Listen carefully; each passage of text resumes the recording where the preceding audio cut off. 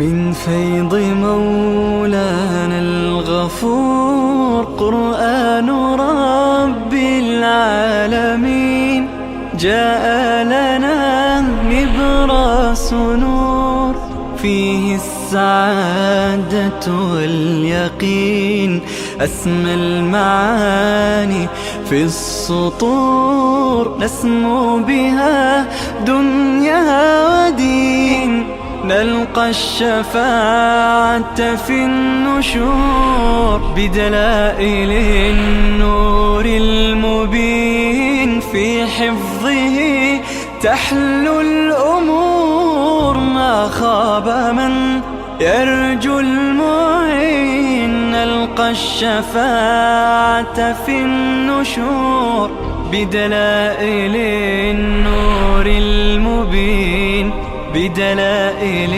النور المبين.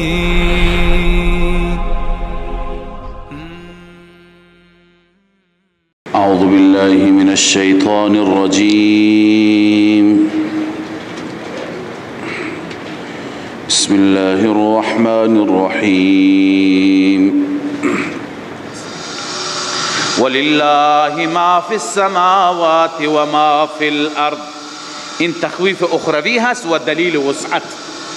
تخویف اخروی و دلیل وسعت. خدا ندارد، رزق ندارد، نان ندارد، یا اینکه امکاناتی که مشکلات این زن و شوهر را بعد از جدایی حل کند. همه زمین و آسمان مال الله. ولله ما فی السماوات و ما فی الارض. فقط و فقط برای الله است تمام آنچه که در آسمان ها و زمین هست. ولقد وصینا الذین اوتوا الكتاب. وصیت قبلا خواندیم به معنی چی هست؟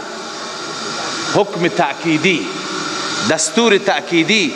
الله می فرماید همانا ما تأکیدا دستور دادیم کسانی را که اوتوا الكتاب من قبلکم، کتاب داده شدن قبل از شما، و ایاکم و بالخصوص شما مسلمانان را، ان اتقوا الله، این که از الله بترسید. ببینید در هیچ آیه از این آیات نیست که دستور تقوا نباشد. چقدر این تقوا مهم است. حتی خداوند می فرماید به پیشینیان و بالخصوص به شما مسلمانان اگر تقوا باشد همه مشکلات حل میشه. و ان تکفروا فان لله ما فی السماوات و ما فی الارض. اما اگر شما کفر بکنید، ناسپاسی بکنید، خب الله عزوجل هم پروایی ندارد و به الله ضرری نمی رسانید. چرا؟ علت اون جزای مقدر. فإن لله ما فی السماوات و ما فی الارض. همانا فقط و فقط برای الله است آنچه که در آسمان ها و زمین است. و کان الله غنیا. الله بی نیاز هست، غنی هست، محتاج اطاعت شما نیست، فرمانبری شما نیست. حمیداً ستوده شده است، بندگانی دارد که خدا را ستایش می کند. ولله ما فی السماوات و ما فی الارض و کفا بالله وکیلا. دلیل غنای الله چیه؟ فقط و فقط برای الله است تمام آسمان ها و زمین، یعنی تصرفات، اختیارات، خزائنی که در آسمان ها و زمین هست. و کفا بالله وکیلا. الله کافی است از نظر کارساز، بهترین کارساز برای شما الله است. ان یشاء یذهبکم ایها الناس. این علت اتقوا هست. خدا به شما حکم تاکیدی کرده ان اتقوا الله. چرا؟ الله می فرماید چون که خداوند قادر است شما را ببرد گروه دیگر را به جای شما بیارد. هر کاری با شما میتونه بکنه، پس از او بترس. این یشاء یذهبکم، اگر بخواد میبره شما را ایها الناس، ای مردم، و یأتی بآخرین، می آورد نسل دیگر، گروه دیگر را به جای شما. و کان الله علی ذلک قدیرا. این علت ما قبل، الله بر این چیز قادر هست. لذا ببینید رضایت خدا را از دست ندهید. من کان یرید ثواب الدنیا. الله می فرماید هر کسی که اراده ثواب دنیا بکند، خب اون همون ثواب دنیا بهش میرسد. و هر کسی، از سیاق آیه میفهمیم، هر کسی که اراده ثواب آخرت بکند ثواب آخرت بهش میرسد. چرا؟ این علت اون جزا هست. فعند الله ثواب الدنیا والآخره، نزد الله ثواب دنیا و آخرت همه در دست الله. و کان الله سمیعا بصیرا، الله تعالی سمیع هست و بصیر هست، هم حرفهای شما را میشنود و هم احوال شما را میبیند. شما دنبال ثواب دنیا هستید، پاداش دنیوی هستید، یا دنبال پاداش دنیوی و اخروی، یا هر دو. یا ایها الذین آمنوا كونوا قوامین بالقسط شهداء لله ولو على انفسکم. خب این هم تنویری هست بر حکم نهم سلطانی. حکم نهم سلطانی، حکم نهم سلطانی بود که شما گواهی را بدید، گرچه گواهی علی انفسکم بر علیه خودتون تمام بشه، شما در گواهی کوتاهی نکنید، شهادت را آنطوری که حقش هست بدهید. خب شبهه پیش میاد، سوال پیش میاد که انسان اگر میخواهد به غریبی، به فقیری، به مسکینی یا به والدین اگر بخواد نفعی برساند، نباید بر علیه اونها گواهی بده، چون اونجا بود ولو علی، اینجا هم هست ولو علی انفسکم او الوالدین والاقربین. اینجا انسان وقت میخواد که به فقیری کمک بکند، به مستمندی کمک بکند، گواهی را به نفعش بده، گرچه اصل گواهی بر ضررش باشد. انسان بر علیه و گواهی ندهد، چون گواهی بر علیه و بدهد اون در بدر میشه، به او ظلم میشه، از حقی دستش کوتاه میشه. الله تعالی میفرماید نخیر، اینجا تنویر و توضیح هست، این صورت درست نیست. شما نباید رعایت هیچ کسی را بکنید، اون کس این یکون غنیا او فقیرا، چه غنی باشد چه فقیر، چه والدین شما باشد چه اجنبی باشد. خب این که ضرر میکنه خود او را به خدا بسپار.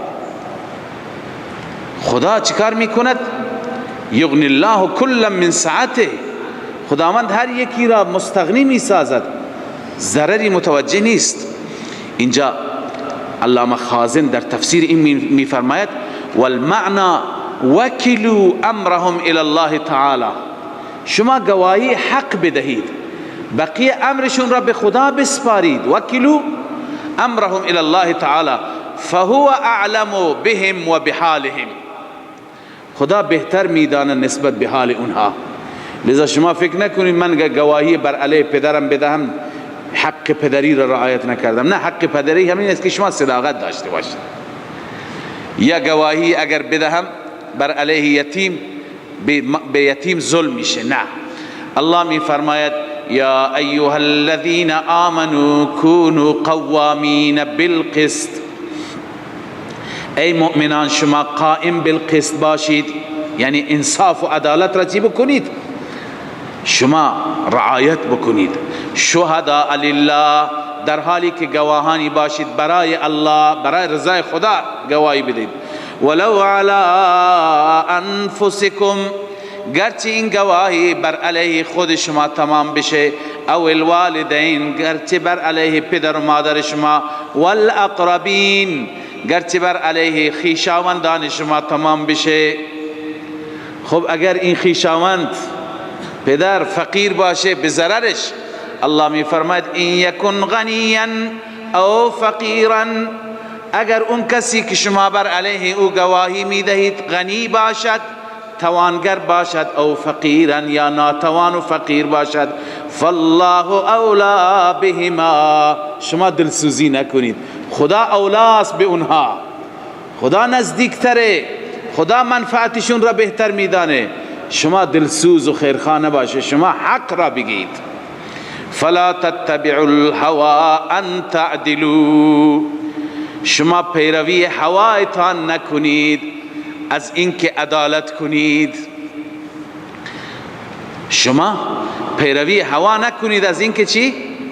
عدالت بکنید، بلکه شما پیروی حق را بکنید، نه پیروی هوا. این ان تعدلوا دو معنی میتونه داشته باشه، یکی به معنای عدول، به معنای اعراض از حق. عدول یعنی چه؟ عدول اعراض از حق، یا اینکه ان تعدلو از عدول نیست، از عدل هست که ضد جور هست، ضد ظلم هست. در هر دو صورت مضاف اینجا مقدره. ان تعدلو وقتی به معنی اعراض باشد میشه که فلا تتبعوا الهوى ان تعدلو، یعنی ارادت ان تجورو، شما تجورو همین ظلم، شما از هوایتون پیروی نکنید. چطور انسان از هوا پیروی میکند؟ به اراده اینکه ظلم کند. یا اینکه تعدلو وقتی که به معنی عدل باشد محبت ان تعدلو، شما از هوا پیروی نکنید به محبت اینکه بگید من عدل میکنم، نه، این عدلی که در واقع این عدل به پیروی از هوا باشد یا ظلمی که شما میخواید جلوی ظلم را بگیرید پیروی از هوا باشد به درد نمیخورد.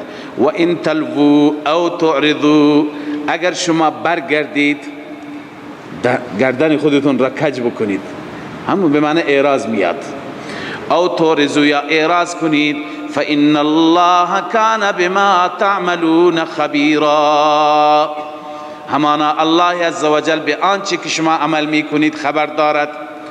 به هر حال این هم تنویری بود بر یکی از احکام سلطانیه که قبلا شما اون حکم سلطانی را خواندید که شما وقتی که گواهی میدهید اونجا قسط و عدالت و انصاف را در نظر بگیرید، صداقت را، زبان کج نکنید، زبان را نگردانید. بعد از اینکه هم امور انتظامیه تمام شد مربوط به رعیت و هم امور انتظامیه و احکام سلطانیه مربوط به سلطان و حاکم و همچنین تنویرهایی بر اردن و احکام، جایی که لازم بود خداوند توضیحاتی و تنویرات بیشتری بیان فرمود، اکنون در پایان بحث امور انتظامیه زجر میخوانیم بر منافقین.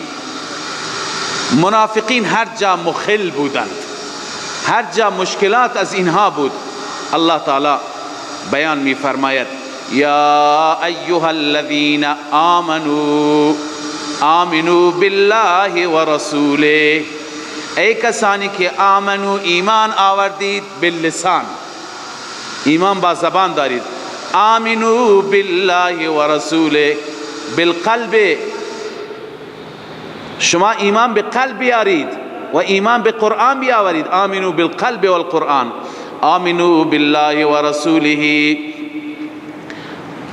علامه آلوسی میگه والخطاب للمنافقین المؤمنین ظاهرا، اینجا خطاب به منافقینی که ظاهرا مؤمن بودن، اونها میگه یا ایها الذین آمنو.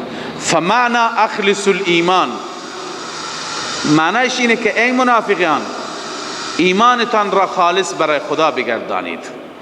یا ایها الذین، مدارک اینجور گفته یا ایها الذین آمنوا نفاقا آمنوا اخلاصا، یا ایها الذین آمنوا نفاقا آمنوا اخلاصا، تفسیر مدارک.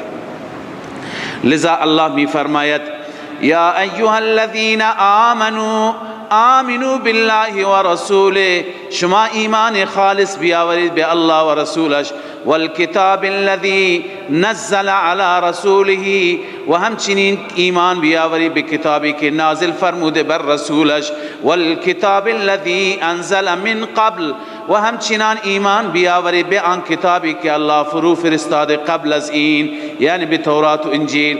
و من یکفر بالله، هر اون انسانی که کفر بکند به خدا و ملائکته، و کفر بکند به ملائکه خدا و کتبه و به کتابهای خدا و رسوله و به رسولان و پیام آوران الله و الیوم الاخر، به روز آخرت، فقد ضل ضلالا بعیدا. ثمره و نتیجه این انسان گمراه شد، گمراهی بعید عن الحق، از حق بسیار فاصله دارد. و اکنون مذمت این منافقان، ان الذين آمنوا، درستی که کسانی ایمان آوردند، ثم کفروا، سپس کفر کردند، ثم آمنوا، سپس ایمان آوردند، ثم کفروا، سپس کفر کردند، ثم ازدادوا کفرا، سپس کفرشان را اضافه کردند، سپس کفرشان را اضافه کردند. ببینید مربوط بس از آمنو، منظور از آمنوی اول چیه؟ کفروی اول چیه؟ آمنوی دوم چیه؟ کفروی دوم چیه؟ ثم ازدادوا کفرا چیه؟ علما و مفسران می‌نویسند که هر یک از این آمنو و کفرو مصداق ندارد. آمنو فلان وقت ایمان آوردن، بعدا فلان وقت کفر کردن، فلان وقت دوباره ایمان آوردن، نه، بلکه این کنایه از تذبذب است، تزلزل است، تردد است.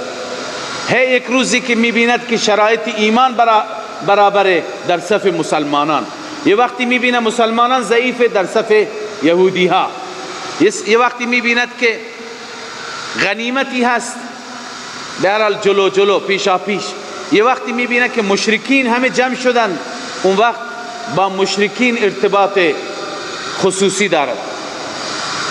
پس مراد ایمان خاص و کفر خاصی نیست، بلکه مراد چی است؟ تردد و تذبذب هست. قال القفال رحمه الله وليس المراد بیان هذا العدد.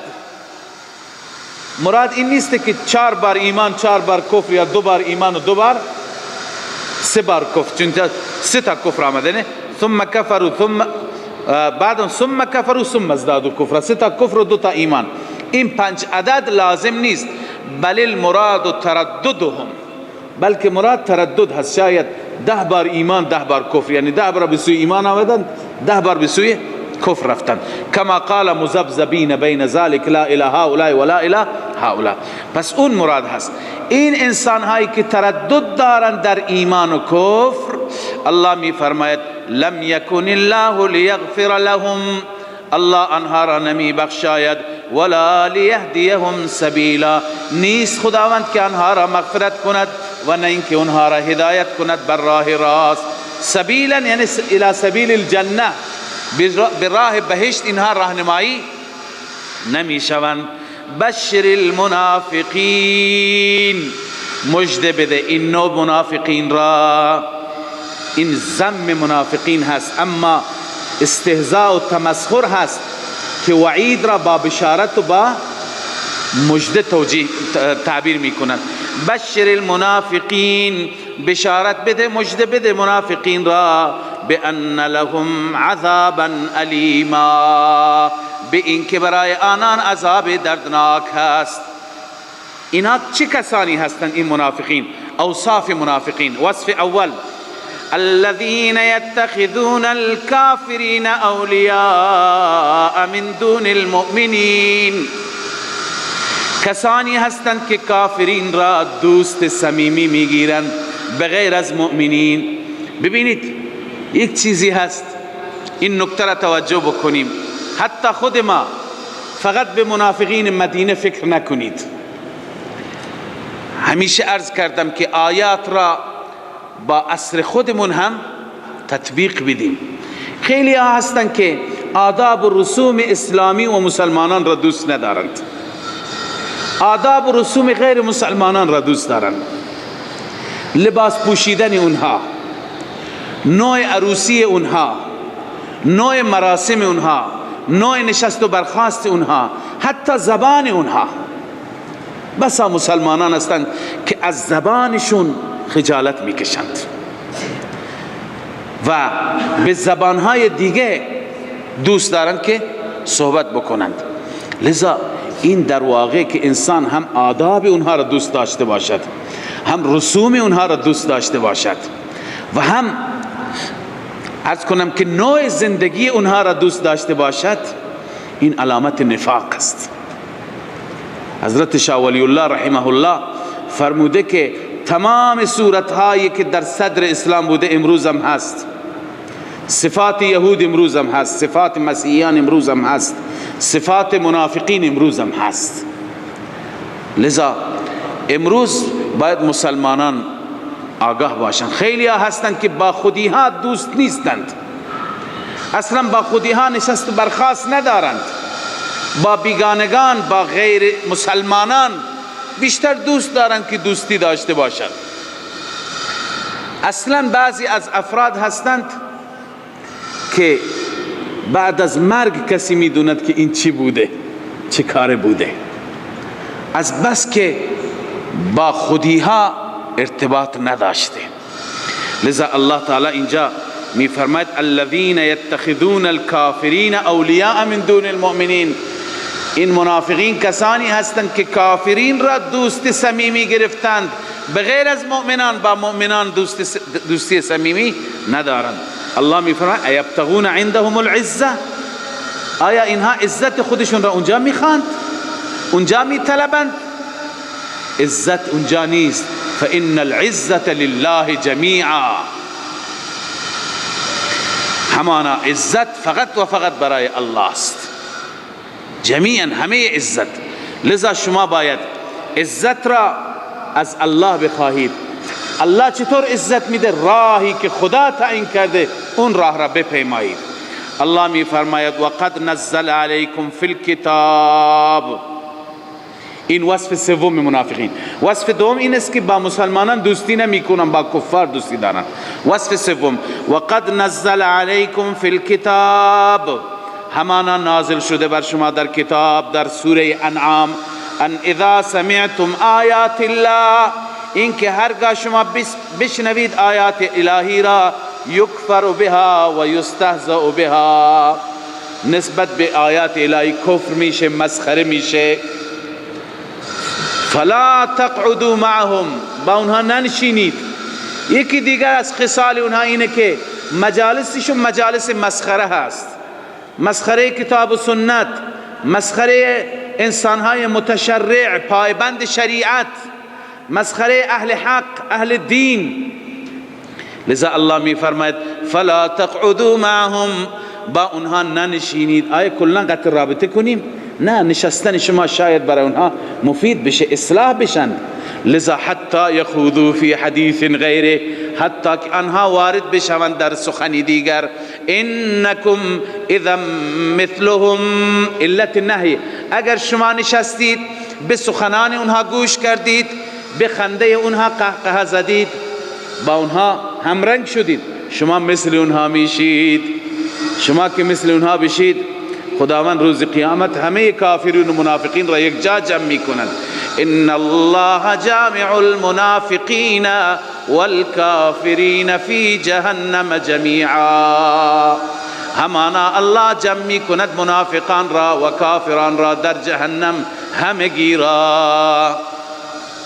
الذين يتربصون بكم، الله می فرماید وصف دیگر منافقان کسانی هستند که برای شما انتظار میکشند، انتظار نزول حوادث، انتظار اتفاقات بد. هرگاه بشنوند که مسلمانان ضربه خوردن خوشحال میشن، اما اگر خیری باشد فوراً کنار شما، فوراً نزدیک شما. الذين يتربصون بكم، کسانی که انتظار دارند برای شما نزول حوادث را بنویسید، نزول اتفاقات را. فإن كان لكم فتح من الله، اگر برای شما فتحی باشد از جانب الله، پیروزی و موفقیتی باشد از جانب الله، قالوا الم نکم معکم، میگویند آیا ما با شما نبودیم؟ ببینید مطلبی خدمت شما عرض کنم که گرچه همه جا همه صورتهای نفاق مثل هم نیستند. علامه ابن قیم در یک بحث طولانی گفته نفاق دون نفاق، نفاق با نفاق فرق داره. یک نفاقی است که مخرج عن المله هست، انسان را از دین خارج می کند، انسان را کافر می کند، مثل همون نفاقی که ابن ابی داشت، ظاهرش مسلمان باطنش کفره. اما یک نفاق پایین تر است، بعضی مسلمانان هستند که صفات نفاق دارند، همون که رسول الله صلی الله علیه وسلم فرمود اذا حدث کذب، اذا وعد اخلف و اذا اؤتمن خان. هرگاهی که سخن میگوید دروغ، هرگاهی که وعده میکند خلف وعده، و هرگاهی که امین قرار میگیرد به هر خیانت میکند. خب اینها مسلمانان هم میکنند، منافقن، ولی نفاق دون نفاق، یک نفاقی است کفر و یک نفاقی است فسق. خب بعضی صورتهای دیگر نفاق اینجا من میخوام خدمت شما عرض بکنم. بعضی ها هستند در مسائل سیاسی اجتماعی با اهل حق هستند، با مسلمانانن، با علما هستند، اما هر گاهی که میبینیم در یک جایی شکستی متوجه میشه، در یک مسئله خطایی صورت میگیرد، خب کسانی هستند که نفاقن دون نفاقین دارند. منافق به معنی کافر نیستند ولی صفات نفاق را دارند. میگویند که ما گفتیم، اینها گوش نکردند، اینها همیشه بی تدبیرند، اینها نظم ندارند، اینها فلان ندارند، هی ملت میگذارند. اما وقتی که موفقیتی باشد، وقتی که خدای عزوجل یک موقعیت اجتماعی به اهل حق میده که حرفشون جایی رو دارد، لذا میبینیم این افراد صف اول هستند، دستبوس هستند. لذا اینها صفات هست که در شرایط بد دوری میکنند، در شرایط خوب نزدیکی این هست. نفاق دون نفاقین، اون نیست ولی پایین تر از اون هست. لذا مسلمان همیشه و کسی که در کنار اهل حق است با خوشیش خوشحال بشه، با غمش ناراحت بشه، نه اینکه به وقت غم و ناراحتی خودش را دور. یک وقتی شرایطی هست هیچ که نزدیک نمیاد و از دور پیام میفرستم ما با شماییم، ولی میترسم برایشون مشکلی پیش بیاد، موقعیتشون به خطر، ولی یک زمانی هستن که پیشا پیش هستن. لذا ببینید به نوعی تشابه هست. الله میفرماید الذين يتربصون بكم، کسانی که انتصار دارن به شما حوادث را، فإن كان لكم فتح من الله، اگر برای شما فتحی باشد از جانب الله، اگر غنیمتی باشد، اگر خیری باشد، اگر موقعیتی باشد، قالوا الم نکن معکم، آیا ما با شما نبودیم؟ ما هم از شماییم. و ان کان للکافرین نصیب، اگر برای کافرین نصیبی باشد، اونجا پیش کافرین میرن چی میگن؟ میگن ما بودیم سبب شکست مسلمانان شدیم، ما اونجا اونها را به هم انداختیم، صفاشون را به هر حال متفرق کردیم. قالوا الم نستحوذ علیکم، آیا ما بر شما مسلط نشدیم؟ و نمنعکم من المؤمنین، شما را از مؤمنین باز داشتیم، یعنی نگذاشتیم مؤمنین پیروز بشند، ما سبب شکست اونها شدیم. الله تعالی می فرماید اینهایی که دوگانه رفتار میکنند، اینهایی که دو رنگ و هم چند رنگ هستند، الله می فرماید فالله یحکم بینهم، ثمره اخروی الله داوری میکند، قضاوت میکند بین اینها. بنویسی عملا یحکم، عملا روز قیامت الله تعالی فیصله میکند. ولن یجعل الله للکافرین، الان الله تعالی تسلی میده مؤمنان را، مؤمنان شما پریشان نباشید. ولن یجعل الله، هرگز قرار نداده الله برای کافرین بر مؤمنین سبیلا، راهی غلبه، یعنی کفار هیچ وقت بر شما غالب نمیشوند، کفار هیچ وقت بر شما نمیتونن بتازند. خب ان المنافقین یخادعون الله، وصف پنجم منافقان. الله می فرماید ان المنافقین یخادعون الله، همانا منافقین به زعم خودشان خدا را فریب میدن. بنویسید در اظهار ایمان، در چی؟ در اظهار ایمان، یعنی اظهار میکنه ایمان را در حالی که خدا میدوند، فکر میکنه خدا نمیداند، در حالی که و هو خادعهم، خداوند فریب دهنده اونهاست. ببینید الله عزوجل از فریب پاک است، العیاذ بالله از مکر و فریب چیه؟ پاک است. پس اینجا و هو خادعهم چرا خداوند فرمود؟ این را در مقابل خدای اونها گفت و مکروا و مکر الله، چون که در کنار مکر واقع شده میگه مکر الله، تدبیر خدا را به مکر یاد میکنه. خدای اونها را یاد کرد، بعدا تدبیر خدا به چی یاد میشه؟ به خدا. مثل جزاء سیئة سیئة، قبلا هم خدمت شما گفتم، آیا کسی انتقام بدی را بگیره میگه بده؟ نیست، ولی به خاطر عرض کنم که مشاکلت و مجاورت همون تعبیر چی شده؟ بکار برده شده. الله می فرماید ان المنافقین یخادعون الله و هو خادعهم، در حالی که الله اونها را چی میکند؟ فریب میده. یعنی چه؟ یعنی الله تعالی اونها را عذاب نمیده، اونها در صف مسلمانان میان، خداوند افشا نمی کند، رسوا نمی کند، اونا فکر میکنه خدا نمیدونه. الله از همه چیز خبر دارد. و اذا قاموا الى الصلاة قاموا کسالا. ببینید اینها صورتهای نفاق هستند. نفاق عملی داریم، نفاق اعتقادی داریم. متاسفانه در ما مسلمانان این صفات نفاق عملی پیدا میشن.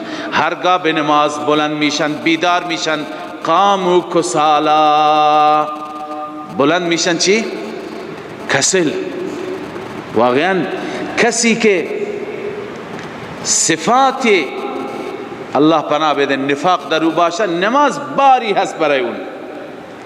نمازی هست، باری هست. اکثر مسلمانان امروز نماز را باری می دانند. یکی از در یک جای دیدم نوشته بود که اگر واقعا نماز باری نیست، وقتی که در سفر هستی نماز 4 رکعتی 2 رکعت میشه، چطور ذوق زده هستی، خوشحالی که 4 رکعت نیست 2 رکعت، در حالی که نماز قرة عین مؤمن است.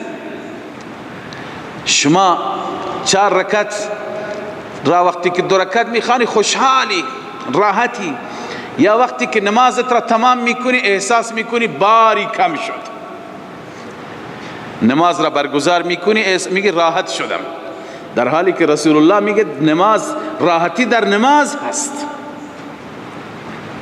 لذا اینها صفاتی هستند. مؤمن باید نمازش را چنان بخواند که بزرگترین لذت زندگی را در نماز ببیند.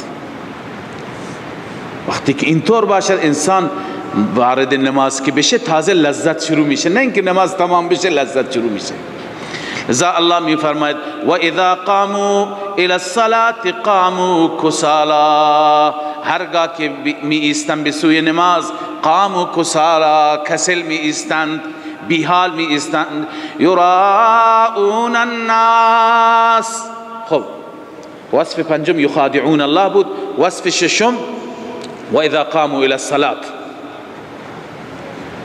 بنسبت به دلیل عدم اعتقاد، چون به نماز اعتقاد ندارند. وصف هفتم یراؤون الناس، ریا. یراؤون الناس، به مردم نشان میدهند. ولا یذکرون الله الا قلیلا. در نماز الله را یاد نمی کنند مگر اندک، با بیحالی. اما کسی که نماز را با خشوع خضوع با لذت میخواند، با اهتمام تمام کلمات نماز را و تسبیحات را و اذکار را به نحو احسن به کثرت میخواند. مذبذبین بین ذالک، مذبذبین بین ذالک وصف هشتم. الله میفرماید متردد هستند بین ذالک، بین این. بین ذالک ای بین الموحدین والمشرکین. بین موحدان و مشرکان چیند؟ تردد دارن. لا اله هؤلاء و لا اله هؤلاء، نه اینجا و نه آنجا، نه کاملا با این فریقند و نه کاملا با اون، در وسط موندن که چیکار بکنند. الله می فرماید این نفاق انسان را گمراه میکنه. این گمراهی هست، ثمره دنیوی به دلیل عناد، ثمره دنیوی نفاق. و من یضلل الله فلن تجد له سبیلا. هر کسی را الله گمراه کند هرگز نمیابی شما برای او راهی. سبیلا الی الجنه، که اون به بهشت آخر برسد. نفی مختار کل، یعنی تو پیغمبر هم نمیتوانی هدایتش کنی. یا ایها الذین آمنوا، اینجا خداوند مؤمنان واقعی را، مؤمنان مخلص را میگه شما مثل منافقین نباشید، شما با کفار دوستی صمیمی داشته نباشید. همدم و عرض کنم که صمیمیت داشته نباشید. یا ایها الذین آمنوا لا تتخذوا الكافرین اولیاء، شما کافرین را دوست صمیمی نگیرید بغیر از مؤمنان. شما اگر دوستی میکنید با اهل دین، اهل توحید، اتريدون ان تجعلوا لله علیکم سلطانا مبینا. ببینید چرا دوستی و موالات با کفار اینقدر مذموم هست. این چیز تجربی هست. اینا دشمنان خدا هستند. ما وقتی که 2 برادر هستیم، یک برادر با کسی دشمنی دارد، اون برادر دیگه دوست باشد با دشمن شما، چقدر شما ناراحت میشید که این اگر برادر من است چرا با دشمن من دوسته؟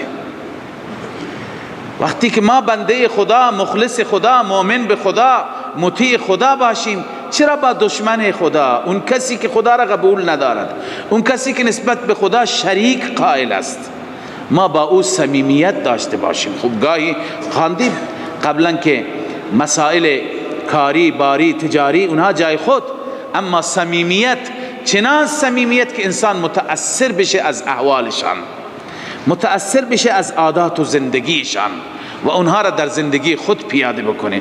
الله می فرماید یا ایها الذین آمنوا، ای مؤمنان، لا تتخذوا الکافرین، نگیرید کافرین دوست، من دون المؤمنین، بغیر از مؤمنان، اتریدون ان تجعلوا لله، ثمره موالات، آیا شما می خواهید ان تجعلوا لله علیکم، قرار بدید برای خدا، علیکم بر علیه خودتون، سلطانا مبینا، مدرک ظاهر، الزام ظاهر، یعنی خداوند فردا بر علیه شما مدرک و سلطان ظاهری داشته باشد که شما بر اساس اون ملامت بشید. اون مدرک چیه؟ با دشمن خدا دوستی کردن. لذا این کار منافقین است، کار شما مخلصین نباشد. ثمره منافقان را ببین و از اون عبرت بگیر. ان المنافقین فی الدرک الاسفل من النار، بدون شک منافقان در طبقه پایین ترین از آتش جهنم هستند. اونجا جای منافقین. شما مخلصید، شما مثل اونها نباشید. ولن تجد لهم نصیرا، هرگز نمیابند یا نمیابی تو ای پیغمبر برای آنان یاوری، مددگاری، نفی شفاعت قهری. هیچ کسی نیست که اونها را کمک بکند. الا الذین تابوا، مگر اینها استثناء هستند. بشارت هست و همچنین تشویق و ترغیب منافقان به توبه هست. الا الذین تابوا، مگر کسانی که توبه بکنند از نفاق و کفر و اصلحوا، اصلاح بشند، یعنی دوباره از تکرار گذشته را نکنند. و اعتصموا بالله، به الله و به دین خدا و به کتاب خدا چنگ بزنند. و اخلصوا دینهم لله، دین خودشان را خالص بکنند. بنویسه از نفاق و ریا، از نفاق و ریا خالص بکنند برای الله. فاولئک مع المؤمنین، نتیجه تائبین، ثمره تائبین، این دست همراه با مؤمنین هستند. بنویسید در درجات جنت، اینها در جنت، در طبقات جنت با مؤمنین خواهند بود. و سوف یؤتی الله المؤمنین اجرا عظیما، ان قریب الله تعالی میدهد به مؤمنان پاداشی عظیم در آخرت. بیشتر وعده های الهی برای مؤمنان در آخرت است و کمتر در دنیا.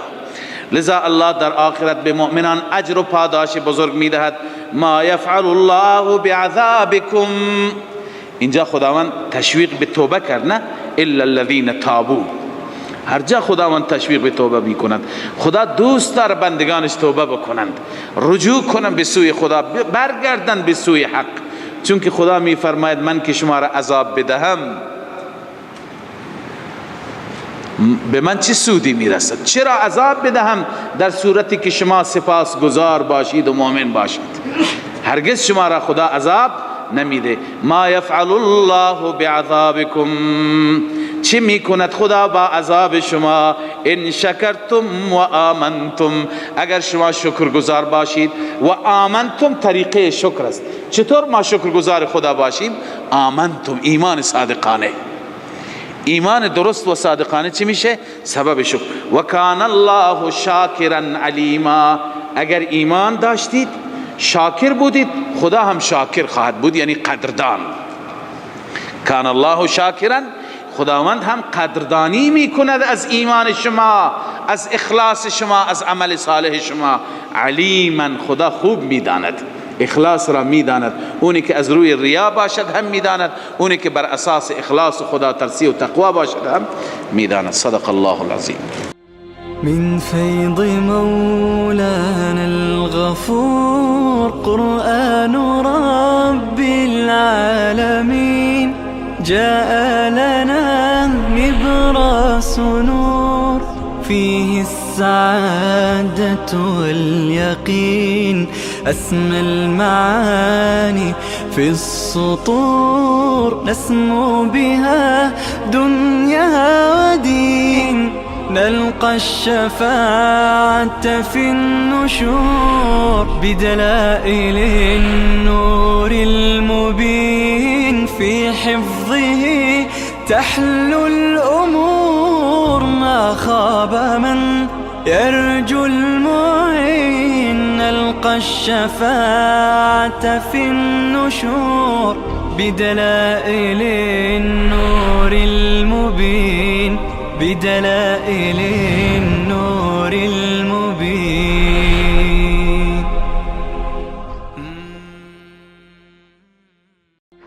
من فيض مولانا الغفور قرآن رب العالمين جاء لنا نبراس نور فيه السعادة واليقين